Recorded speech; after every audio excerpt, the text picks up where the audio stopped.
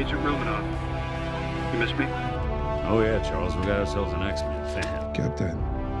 Your Highness. Captain, big fan, Spiderman. Hey everyone. Hey everybody, welcome back to Film Artsy. I'm your guy, 𝘧𝘪𝘭𝘮𝘳, and today we're going to be breaking down some of the best scenes in WandaVision, how they did it, some of the unique things that took place in this show, and some fun facts that I would like to throw in just along the way for your personal enjoyment. So, if you like Marvel and you like WandaVision, stay tuned and let's get started. It's no secret that WandaVision was an overwhelming success for Disney's first live-action series show in the Marvel Cinematic Universe. It started off with two really obscure episodes that some people were on the fence about, but once we got episode 3, we knew we were in for a unique, something we hadn't seen before journey that ultimately paid off in the end, what has now become, quote-unquote, the best series produced by Disney. Now they've had some series follow up to that, but neither have quite met the caliber that WandaVision left us in awe, in tears, and ultimately just wanting more of Wanda and Vision. When it comes to having a massive budget like $25 million and making CGI that's on par with Infinity War and Endgame, it's really interesting to see the curtain pull back and all the unique things they did along the way to make this show as special as it was. Not only that, the actors have really pulled back the curtain on some of the fun and almost intimidating things they went through while making this show, and really how aggressive and aspiring this show was, and how really it was a kind of a roll of the dice. They didn't know if this would take, if the audience would receive it well, and since then it looks like it was the right call. It's gonna go down as one of the most foundational series moving the Marvel Cinematic Universe forward. Let's talk about the Retros 50s episode. Before WandaVision even got shot, one fun fact is that Paul Bettany thought he was done with Marvel. He loved Marvel and he loved his character's Vision, but after Thanos did the old pulling the Infinity Stone out of his head and dying twice, not only to Thanos but also to Wanda, he's like, I guess they want me dead.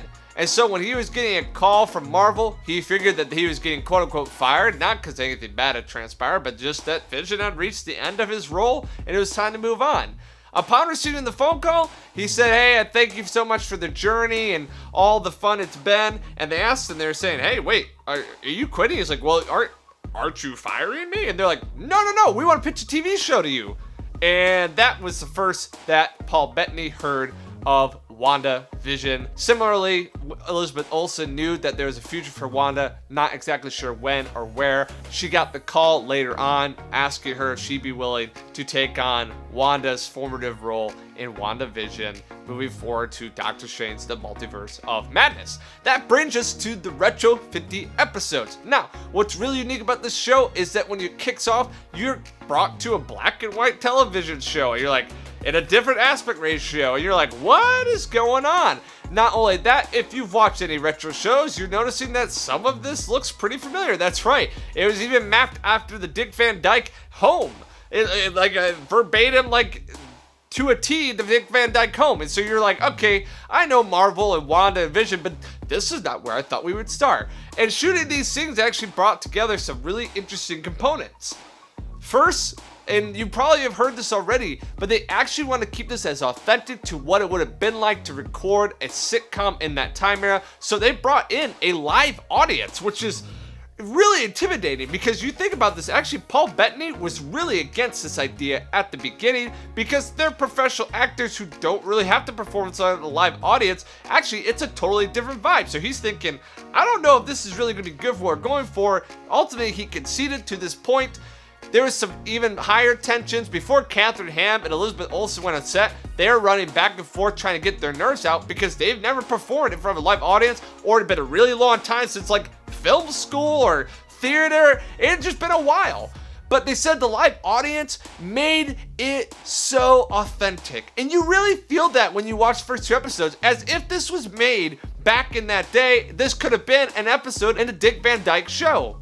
Something interesting is you'll notice that the colors that they had to wear that were actual color were very specific because they had to be converted to black and white. Not only that, to keep the vibe of the retro 50s, not only were the cast obviously dressed in 50s authentic attire, so was the crew and the live audience. It was a really unique call to make it this way, but when you go back and watch those episodes, you can tell that that really sets the tone for what's transpiring. And then as you learn later on, that it was invoked from Wanda's fixation on sitcoms as a young girl, as they're battling in Sokovia, surviving, and Dick Van Dyke being one of her favorite shows.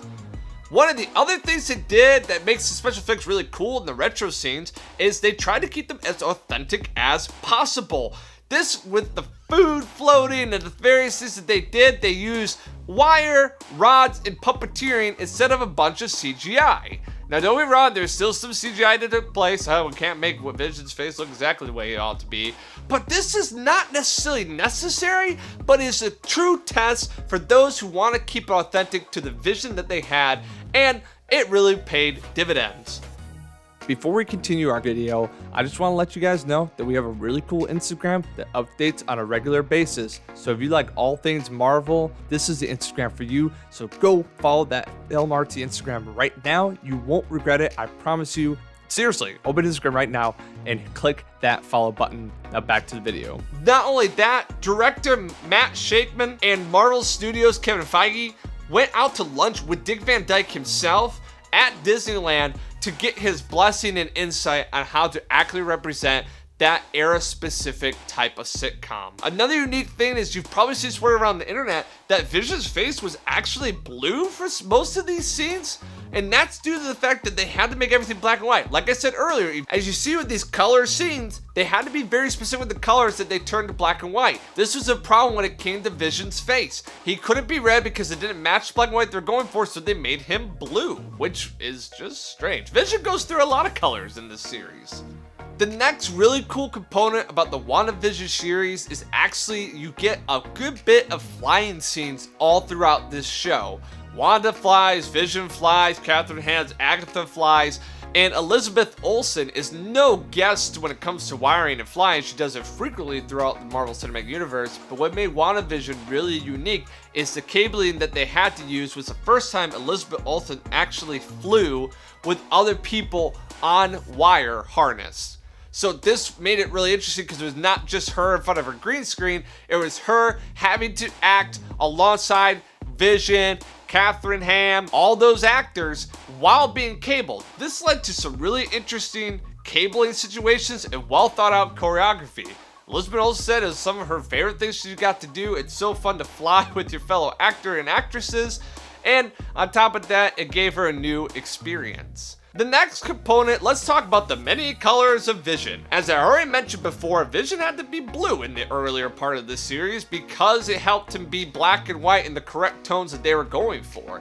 Also, despite what they used to do in Age of Ultron, where all of his prosthetics and all of his makeup was all put in, and that's basically how it was. In this series, he did a lot more of the red face paint with the dots to fill in the other necessary components. Another part of this is since we do indeed have white or spectral Vision, that not only was he blue and red/burgundy, he had to be colored even whiter than white to be the spectral Vision to get that authentic look.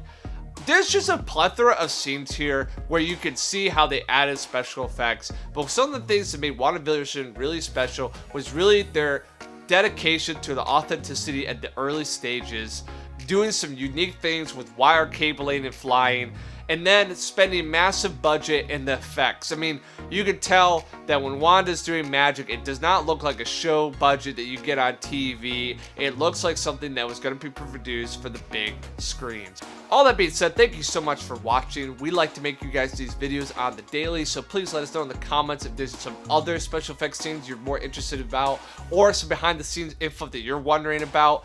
And with that being said, if you like this video, we'd love to get a thumbs up and you just subscribe. We try to give you guys this on a consistent basis, and we're trying to give you the stuff that you want to see when you want to see it. So let us know in the comments below what you'd like to see next, and until next time guys, thanks for watching.